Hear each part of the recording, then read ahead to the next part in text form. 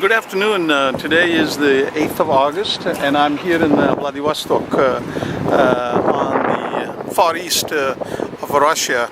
And a train, something similar to this, I will take to go to Lake Baikal, Irkutsk. And this is one of the most beautiful railway stations. And the Russians have really kept up with it, because I remember many years ago when I first came here, I kind of fell in love with this railway station. It is still a beautiful station and well maintained, and the city has changed since I was here last. They do not have these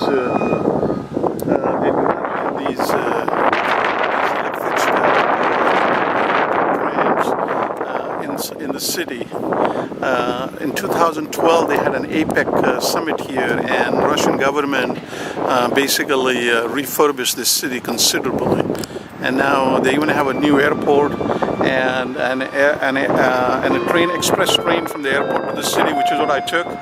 Unfortunately my bag has been lost, so I hope they find it by the time I go back to the hotel.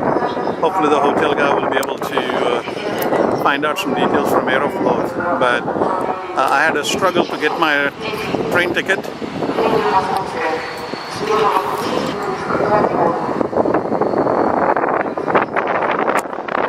Some announcements in Russian, which of course I can't understand.